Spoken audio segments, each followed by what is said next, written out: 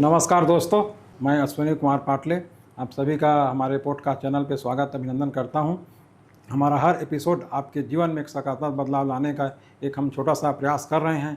आज हम मिलने वाले हैं एक खास मेहमान से, जिनकी शिक्षक की सेवा बहुत ही लंबा रहा है। 38 साल लगभग उनको शिक्षा विभाग में सेवारत कर रहे हैं। उनकी प्रथम पोस्टिंग बालकों में एक लेक्चर के पोस्ट पे उसका प्रथम पोस्टिंग हुआ था और निरंतर लगातार वो मेरिट बेस पे भी हुआ था। उनके बाद सर की पोस्टिंग प्रचारक के रूप में भी के 2 जगह उनके द्वारा सेवाएं दिए गए हैं। वर्तमान में सर जिला शिक्षा एवं प्रशिक्षण संस्थान जैसे बड़ी जगह में, जहाँ पर 100 बच्चे हर साल नया एडिशन होकर आते हैं, उन बच्चों को शिक्षित करना। और वर्तमान में राज्य सरकार द्वारा बहुत सारे ऐसे योजनाएं लाते हैं जो एजुकेशन या सरकारी स्कूलों में टीचरों को ट्रेनिंग दिया जाता है। ऐसे इंस्टीट्यूट में मैं ज़्यादा समय ना लेते हुए सर अपना परिचय बताएंगे आप।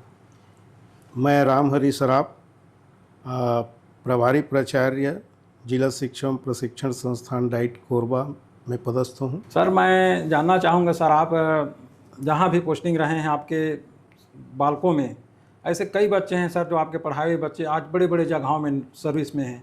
आप स्कूल में भी रहते थे सर, कुछ समय आप कोचिंग पढ़ाते, ऐसे बच्चे आज भी जो नीट जैसे डॉक्टर हैं, कोई इंजीनियर, ऐसे बड़ी बड़ी जगहों में सेवा रहे हैं। सर शुरुआती पढ़ाई सर उस समय आप भर्ती किस आधार पे आपका हुआ था सर? शिक्षा में आने का कुछ उद्देश्य था कि और कुछ था सर? नहीं, मेरा कोई शिक्षा में आने का उद्देश्य तो नहीं था। उस समय एक वैकेंसी निकला था मध्य प्रदेश शासन के समय, और उसमें हम लोग फॉर्म भरे थे और उसमें मेरिट के आधार पर होना था। और मैं चूँकि गुरु घासीदास यूनिवर्सिटी में 1987 में गणित लेकर के MSc किया था और उसमें द्वितीय स्थान प्राप्त किया था। तो दोस्त यार बोले कि भर दिए रहो फॉर्म, क्योंकि मेरी मंशा थी PSC कोचिंग करने का, और इंदौर में मैं फॉर्म भी भर चुका था। लेकिन कुछ परिस्थितियां ऐसी आई कि जो है मैं उसको छोड़ना पड़ा, और मुझे मेरिट आधार पर मेरा चयन जो है वो बालकों बॉयज़ स्कूल में एज ए लेक्चरर के रूप में 18 फरवरी 1988 को मेरी पदस्थापना हुई थी। और जब मैं इस विभाग में आ ही गया हूँ तो फिर मैंने अपने जीवन काल में शिक्षा के क्षेत्र को आगे बढ़ाने के लिए निरंतर प्रयास करता रहा। समर्पित भाव से जो है अपने काम को जारी रखा, और आज मैं यहाँ पर हूँ, अपनी सेवाएं दे रहा हूँ। सर आप बालकों में कितने समय तक रहे सर? वहाँ आज बच्चे बहुत याद करते हैं सर आपको, मैं जहाँ तक मैं सर्वे किया हूँ सर। मैं वहाँ पे जैसे मैंने बताया कि 18 फरवरी 1988 से लेकर के मैं 5 अगस्त 2009 तक अपनी सेवाएं दिया वहाँ।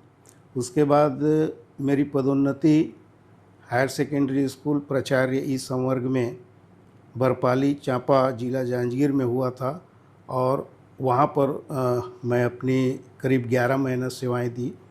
उसके बाद पारिवारिक कारणों से मैं कोरबा ज़िले में ही राजीव गांधी शिक्षा मिशन, जो जिसे वर्तमान में समग्र शिक्षा के नाम से जाना जाता है, वहाँ पर सहायक कार्यक्रम समन्वयक के रूप में करीब 4 साल काम किया।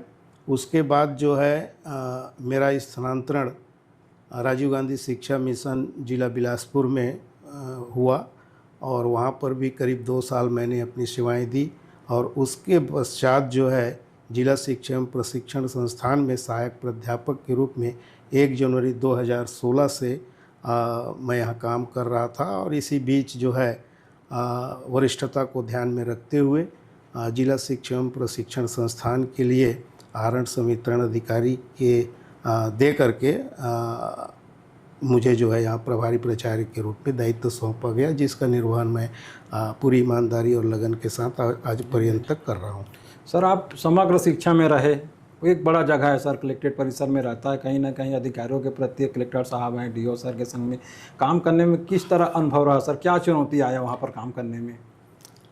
चुनौतियाँ तो है, जब जिला स्तर पे आप कहीं पर भी किसी विभाग में आप काम करते हैं तो बहुत सी ऐसी बातें होती हैं जहाँ पर आपको अधिकारियों का और शासन का जो निर्देश होता है उसके परिपालन में अपनी ताकत झोंकनी पड़ती है, और उसमें पूरी निष्ठा आपको दिखानी होती है। और इसलिए हमने कोशिश किया है कि जो भी हमारे अधिकारी उस समय तत्कालीन रहे हुए हैं, उनके दिशा निर्देश और मार्गदर्शन में हम जिला के लिए एक अच्छा काम करने का प्रयास हमने किया है। सर आप नौकरी में थे सर, मैं जहाँ तक मुझे जानकारी है सर, आपका परिवार बहुत, आपकी धर्मपत्नी का बहुत योगदान रहा है सर इस नौकरी में। लगभग मतलब मैं जानता हूँ सर इस चीज़ को, आप समझ रहे हैं कि उसके योगदान के बिना तो शायद यहाँ तक काम करना बहुत कठिन था सर। आपको तो कितना वो योगदान मानते हैं सर उसका आपका इस सर्विस में? देखिए, मैं सही बात अगर बताऊं तो मैं जब अपने शिक्षकी क्षेत्र में पदार्पण किया तो उसके बाद उस समय हमारे अभी वो इस दुनिया में नहीं हैं, मैं उनको यहाँ से सशक्त प्रणाम करता हूँ। श्रीमती एस मेहता करके हमारे प्राचार्य हुआ करती थी और उनके सानिध्य में जो संस्कार हमें मिला वो बहुत उपयोगी रहा। समय के पाबंद रहे और अनुशासित रह करके और जो कार्य सौंपा जाता था उसको समय सीमा में संपन्न करने का जो हमने ठाना, जो आज पर्यंत हमारे आदत में वो आ चुका है। तब निश्चित रूप से परिवार है, कभी बुलावा आ जाता था, उस समय तो फ़ोन नहीं था शुरुआत में, तो उस समय अगर कोई पड़ोस को भेज देते थे पड़ोसी को कि आज ज़रूरी काम है बुला लीजिए, तो हमने एक ही परिवार में अपनी पत्नी को समझाया कि हम जो है शिक्षा के क्षेत्र में हैं, एक दूसरा हम सरकारी नौकरी में हैं और हम कतई नहीं चाहते कि हमें कोई परिवार की तरफ से डिस्टर्ब किया जाए। और तब एक दो बार ऐसा उनको बोलने के बाद वो समझ गई कि जो है अब हमें जो है गृहस्थ को हमें संभालना है। और इसलिए वो कभी भी, आज भी आप लोग देखते होंगे कि हमारे कोई भी कार्य में जो हमारा समय है निर्धारित, जो है अभी जैसे वर्तमान में 10 से 5:30, उस समय 2 शिफ्ट में स्कूल चलता था, बालकों बॉयज़ स्कूल में थे, करीब 11:40 में स्कूल लगता था, 4:30 बजे छुट्टी होता। उस दौरान किसी भी प्रकार का हमको डिस्टरबेंस नहीं किए और जिसके कारण जो है हमारे ये आदत में शुमार हो गया कि हम जो है अपने कार्य को बहुत ईमानदारी से कर पाए और एक दूसरा उसका पहलू देखें कि हम उनको सेल्फ डिपेंड बनाए। आज की स्थिति में बोलूँ, डिजिटली जो समय आ रहा है उसमें अभी के समय में भी वो बोलना नहीं चाहिए, वो हमसे ज़्यादा जो है डिजिटल के क्षेत्र में ज्ञान रख रही हैं, तो हम उनको जो है सेल्फ डिपेंड बनाने की दिशा में हमने काम किया। और मैं इस मामले में बहुत ही संतोष के साथ यह कह सकता हूं कि उनका बहुत बड़ा योगदान रहा है। मेरा सही ढंग से अपने शिक्षा के क्षेत्र में मैं काम करूं, किसी प्रकार का व्यवधान उनके द्वारा नहीं दिया गया। मैं उनको भी सलाम करता हूं। जी जी सर, ये संस्थान में जो व्यापम से सिलेक्ट होकर 100 बच्चे हर साल आते हैं, साल भर गतिविधि क्या का होता है सर? यहाँ पर जो है 100 बच्चे को किस चरण में, मतलब उनको यहाँ सर, क्योंकि 100 बच्चे को आपको अच्छे शिक्षक बनाने की जिम्मेदारी है सर, प्रश्न मेरा ये है। देखिए, आज के समय में सही बात बोलूँ तो एक बेरोजगारी का जो दौर है और उसमें जो युवा हैं वो एक भटकाव की स्थिति में हैं। वो अपना लक्ष्य निर्धारित नहीं कर पा रहे हैं और उनको लगता है कि हम इस डिग्री को भी प्राप्त कर लें, इस डिप्लोमा को भी प्राप्त कर लें, और इसलिए वो यहाँ पर प्रवेश लेते हैं। प्रवेश लेने के बाद हमारा सबसे पहले उनसे जब चर्चा होती है तो हम यही बात बोलते हैं कि ईमानदारी से बताइए कि कितने लोग शिक्षा के क्षेत्र में काम करने की इच्छुक हैं।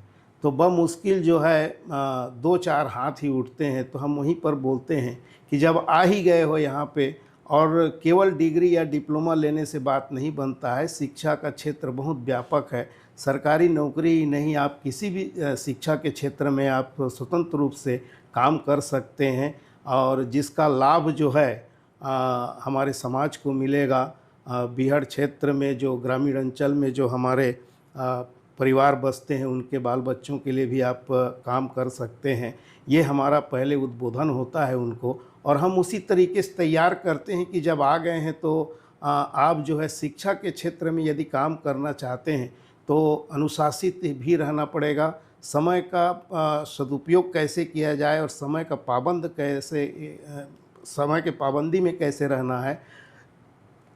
और इसलिए जो हमारे महापुरुषों के जो संस्कार हैं और जो आपके आचार्य और गुरु जो होते हैं उनके मार्गदर्शन में आप किस प्रकार आगे काम करें, जिससे जो है हमारे जो नन्हे मुन्ने बच्चे हैं उनको जो है शिक्षा के क्षेत्र में उनके स्तर को ऊंचा उठाया जा सके, इस दिशा में आपको काम करना होगा।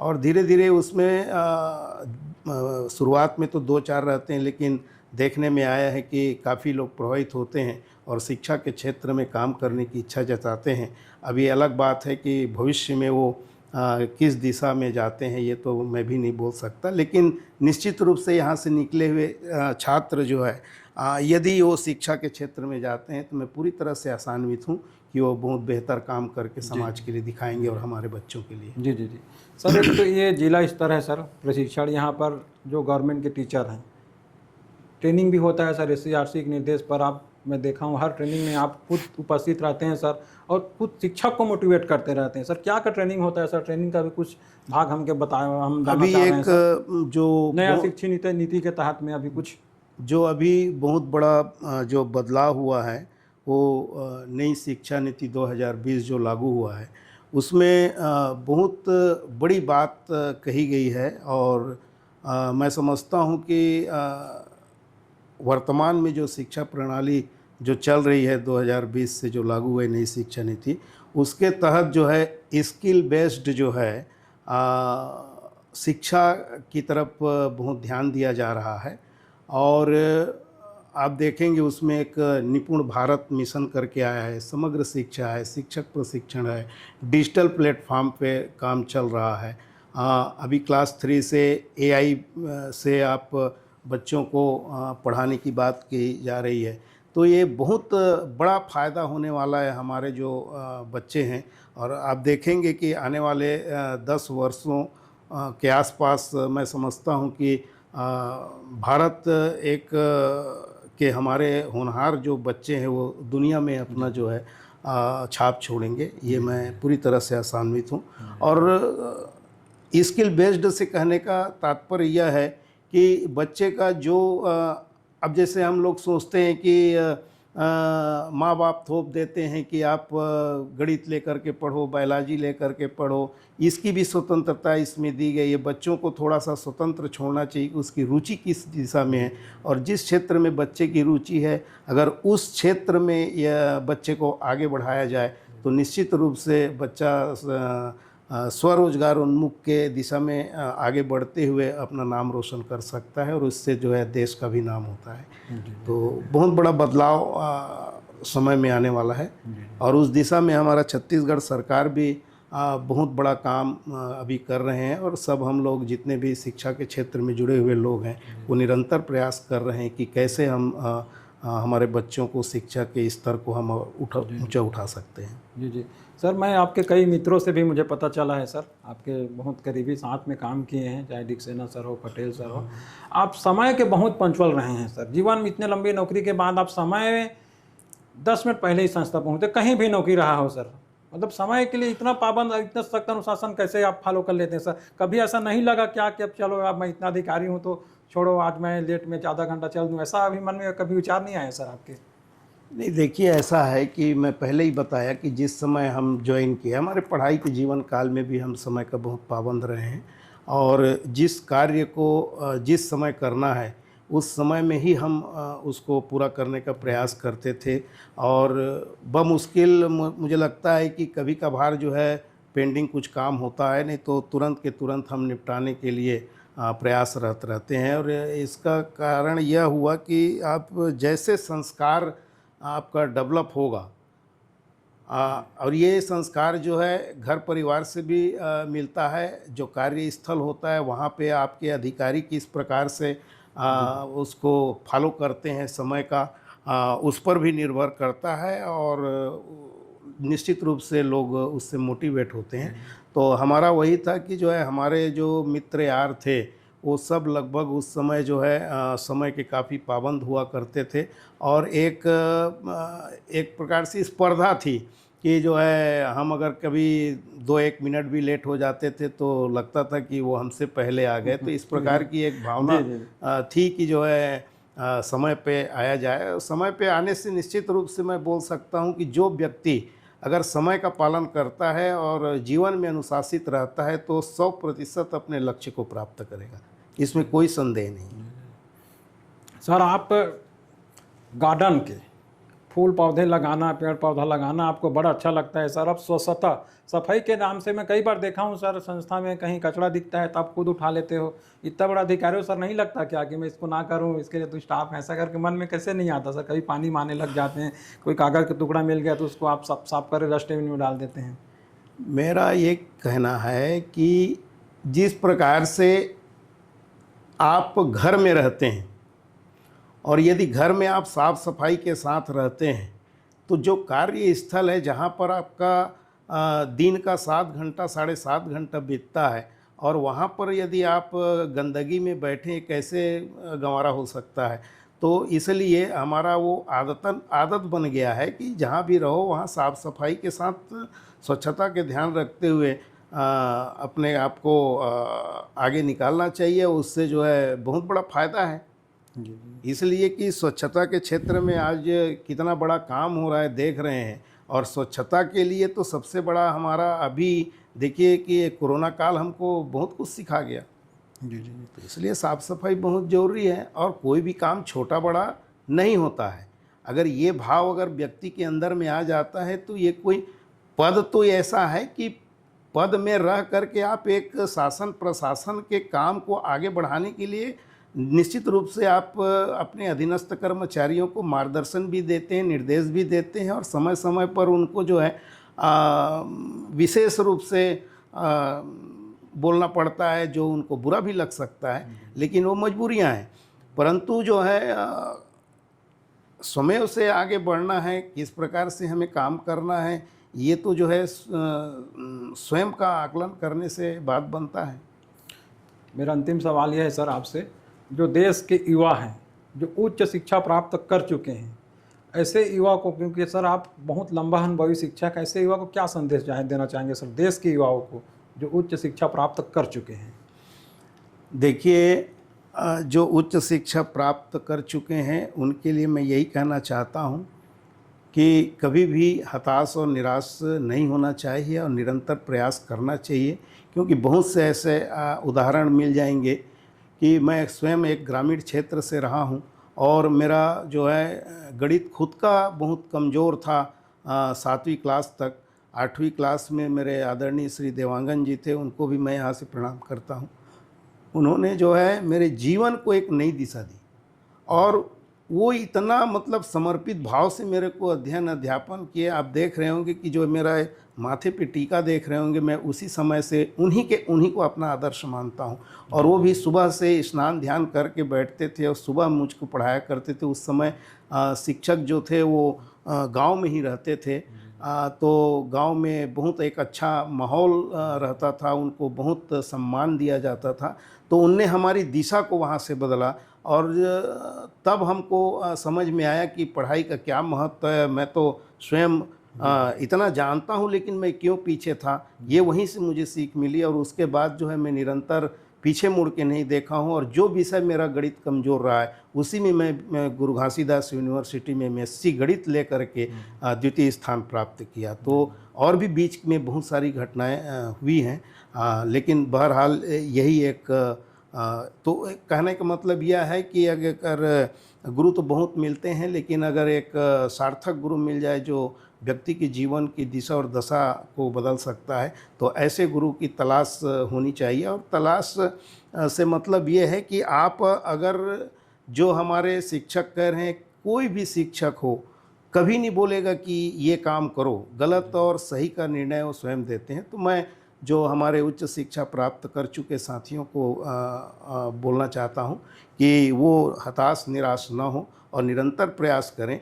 हाँ, एक ज़रूर बात मैं बोलूँगा कि एक वैकल्पिक लक्ष्य ज़रूर बना के रखें। एक लक्ष्य तो आप लेकर के चल रहे हैं, अगर वो नहीं होता है तो हमें क्या चयन करना चाहिए, इसका उद्देश्य लेकर के उनको छोटी छोटी कार्य योजना बना करके उस पर निरंतर काम करना चाहिए। अगर कहीं पर भी कोई व्यक्ति अगर असफल होता है तो निश्चित रूप से उसको मालूम होता है, वो अगर आत्मचिंतन करे, स्वयं का आत्मावलोकन करे और मूल्यांकन करे तो पता चलेगा कि नहीं, मेरा यहाँ पर ज़रूर मैंने समय को बर्बाद किया है।